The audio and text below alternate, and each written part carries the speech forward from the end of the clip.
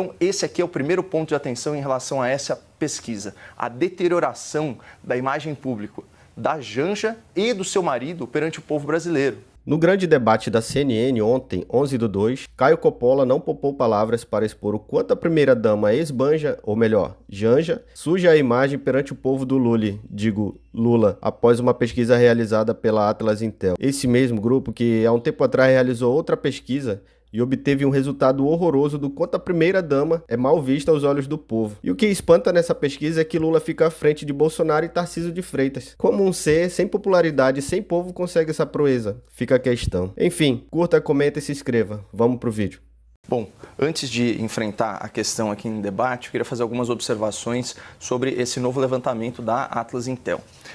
Além de aferir aí a intenção de voto nos potenciais candidatos para 2026, o Instituto também pesquisou a percepção dos eleitores em relação a figuras de destaque na cena política. E o dado que saltou aos olhos aqui foi a desaprovação massiva da primeira-dama, a senhora Rosângela da Silva, vulgo Janja.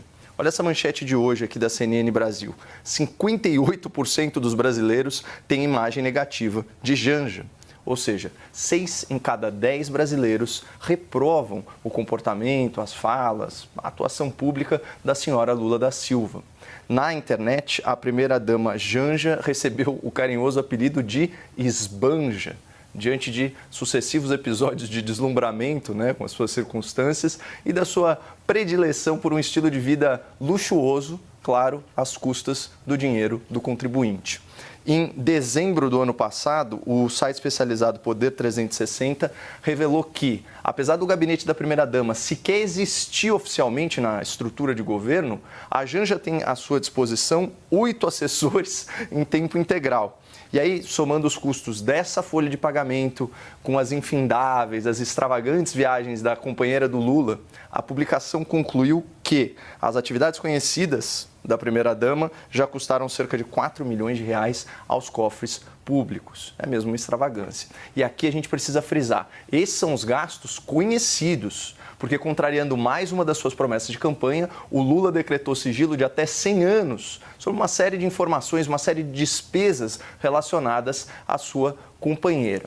Finalmente, esses atos suspeitos já estão sob investigação do Ministério Público Federal. Mas o fato é que na campanha, o Lula se vendia como um homem casado com a transparência. E no seu mandato, ele está mais para um amante do segredo. Afinal, segundo ele, aspas, na maioria das vezes, os maridos são mais apaixonados pelas amantes do que pelas próprias mulheres. Então, para quem não se lembra, essa fala foi vomitada na presença da senhora Janja e certamente não contribuiu em nada para melhorar a imagem da primeira-dama perante o público.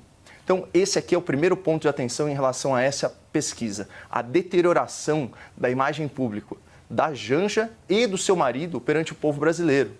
E eu digo isso porque, pela primeira vez, segundo esse instituto, a imagem negativa do Lula supera a sua imagem positiva. Na verdade, desde outubro do ano passado, a imagem positiva do Lula despencou 18 pontos percentuais. Pessoal, isso é uma queda vertiginosa.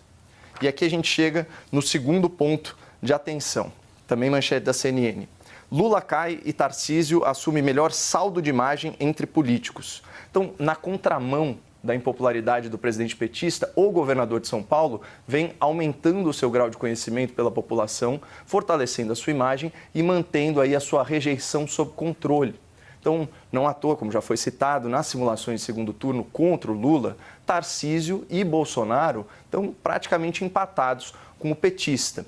E aqui é o terceiro ponto. Como, aliás, disse a Basília, diferentemente da esquerda, que tem apenas um único candidato eleitoralmente viável para 2026, e diga-se de passagem, um senhor que já está bastante idoso, com perceptíveis limitações físicas, a direita tem 2 candidatos muito competitivos, o Bolsonaro e o Tarcísio, e outros com grande potencial de crescimento ao longo dos próximos meses. É o fenômeno que o Zé Eduardo citou. Poderia falar aqui do Caiado, do Zema, do Ratinho Júnior, do Marçal, do Gustavo Lima. Ou seja, a esquerda está só com um candidato forte, em tendência de queda, enquanto a direita tem vários candidatos fortes, em tendência de alta. mas só o processo pré-eleitoral, só o processo eleitoral que vai revelar quem é o favorito entre eles. Independentemente do candidato da direita que for para esse segundo turno, Basília, ele vai enfrentar um Lula casado com a Janja, apelidada de Esbanja, e padrinho político do ministro Haddad, apelidado de Tachad. Isso é tudo que uma campanha política sonha. Enfrentar um concorrente com imagem desgastada, que desperdiça dinheiro público e que governou aumentando impostos. Por isso, a direita é franca favorita em 2026.